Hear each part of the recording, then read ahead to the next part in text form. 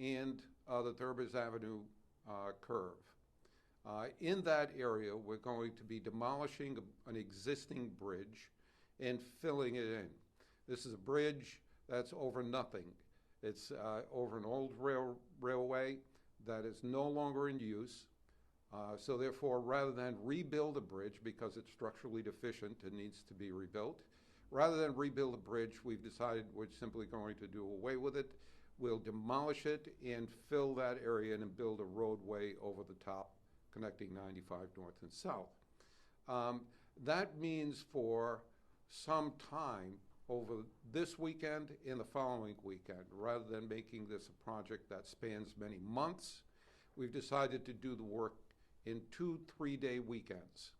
The first one this weekend will close down 2 lanes of traffic, so there'll be 2 lanes remaining open in both directions for traffic to go through.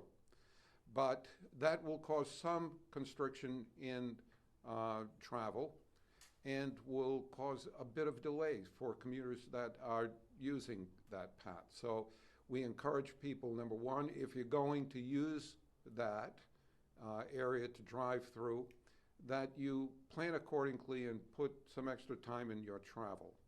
If you're going to go somewhere that you can avoid that route, take another route, 295, Route 10, et cetera, around this area, then we encourage you to do that. You might save some time. In any case, between 8 o'clock on Friday night and 5 o'clock on Monday morning, the traffic on north and south between Thurbers Avenue and Route 10 on 95 north and south will be restricted to 2 lanes. So,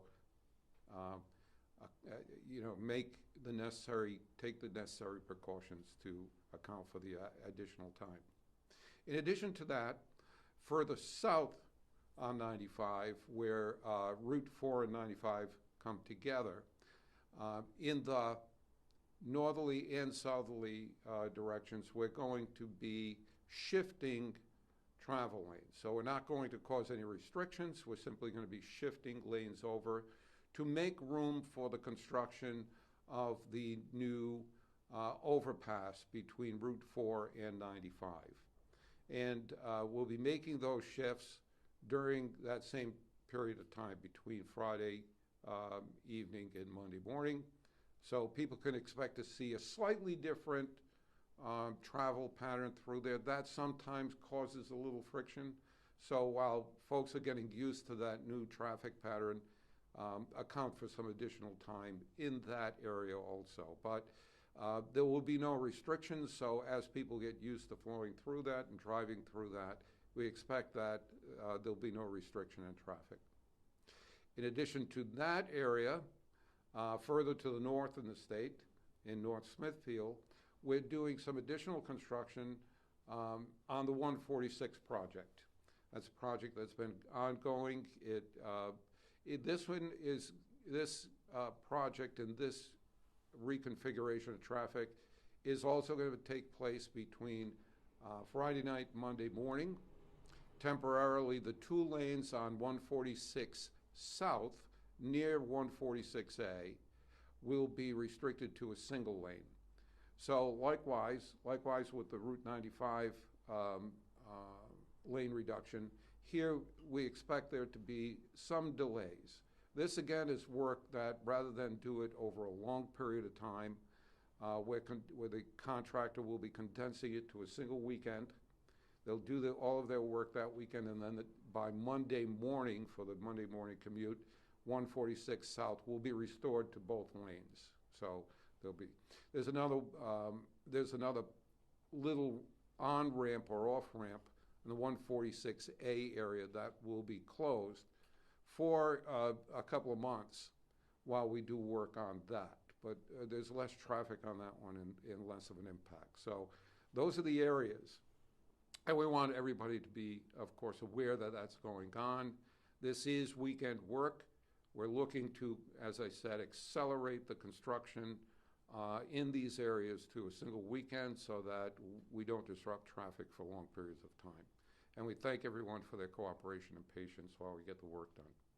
While you're doing this weekend, how do you ensure that everything is wrapped up in time for that Monday morning commute? These contractors have submitted their plans, their schedules. As a matter of fact, the lane restrictions on 95, this same contractor and other contractors that we have had working coordinate with our project management staff well in advance exactly the amount of work that needs to be done, when it's going to be done. Generally, on all of the projects, our folks and our contractors have been successful in limiting that close down to between those two time periods, 8 o'clock on Friday night to 5 o'clock on Monday morning. In many cases, they finish even sooner. We're hoping that's the case here too. Let's talk about the one on 95 Yes. For a minute. We've got the diagram back here. Curious when it comes to this bridge, that's the reason for the closure. How do you make the decision not to rebuild it and just to fill it in instead? Is that about money? Is it about safety? It's about all of those things. It's about it's about construction costs, it's about safety, and it's about the long-term maintenance costs. This is the bridge that we're talking about spans across an old railway. When it was active, that's when that bridge was built in order to allow the railway to operate below it. Since then, that railway has been abandoned. It's no longer in use. It never will be, we've determined. Nor does that right-of-way serve any purpose, transportation purpose. So, rather than go through the expense of, because the bridge is deficient and the cars that it's carrying on 95, over 200,000 vehicles a day, so as to provide them with a safe passage, rather than go through the expense of rebuilding a bridge it's over nothing, it's a bridge over nothing. Rather than rebuild that bridge, we've decided we're going to demolish it, but we're going to fill it in and create a new roadway connecting north and 95 north and south at that point. When you're driving north on 95, getting close to Thurber's is where we start to see that Washington Bridge traffic start to back up. So that backup may extend further along 95 this weekend. How do you balance the need to get this work done with these variety of traffic backups? So the good news is that we've looked at that pattern, and the backup from 195 doesn't, except for Monday mornings on rush hour, particularly over the weekend, does not extend back that far. Generally, the congestion you see in the area of the Route 10 is not traffic that's backing up from 195, but traffic that is caused by the confluence of the traffic coming onto 95 from Route 10 and the traffic conflicting with the traffic on Route 10. That has traditionally been a backup area, as is the area at 37 and at Route 4. These are areas that typically always back up. It's been interpreted by some incorrectly that traffic is being caused by backup from 195, but it's not. In fact, it's its own traffic jam in and around the Route 6 and 10. That won't change much, except that for the period of time between 8 o'clock on Friday night and 5 o'clock on Monday morning, instead of having 4 lanes going through there, we're going to have 2. So that will cause some slowdown in areas affected on 95 north and south in that area. Do you have an estimate or a recommendation for how much extra time people should budget into their drives because of this? Now, our experience on the previous projects we've done on 95 where we've had 2-lane restrictions is that you should add between 15 and 30 minutes travel time, depending upon how much traffic is going through. Much of the weekend that we've had those closures in the past, folks have been very responsive to finding other detours around this, and that has helped reduce the time impact on the commuters. So we encourage people to do that this weekend too. Something of note is the fact that these are 3 weekends in a row right before Thanksgiving, which is one of the highest traffic times of the year. And yep. You know, with the government shutdown, we don't know how long that's going to last. Some people right. may choose to just drive instead of fly. Mm-hmm.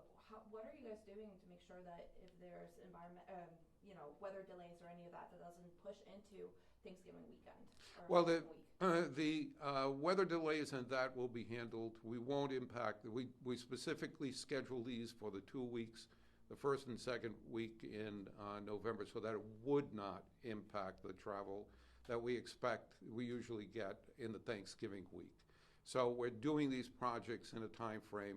If in fact they don't work out to fit that time frame, we'll work them around the schedule of the holidays.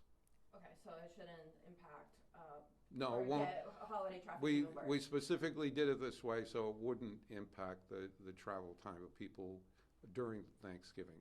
Is there a reason why it wasn't done earlier, because the holidays are coming up so soon and there could be delays? No, these are, by the way, these kinds of closures, I think you've seen them happening throughout the state, throughout the year. This is one of 60 or 70 projects we currently have going that have closures all time of year. These specifically have to do with the timing of their particular projects and the work that need to be done.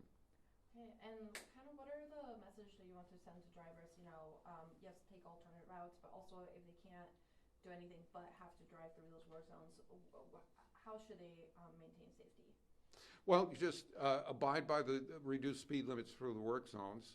Be courteous to other drivers that are there trying to switch lanes and allow people to move in. And as I said, if you can detour around them, certainly do that, because that just makes things easier for everyone. Otherwise, account for it in your time and be patient.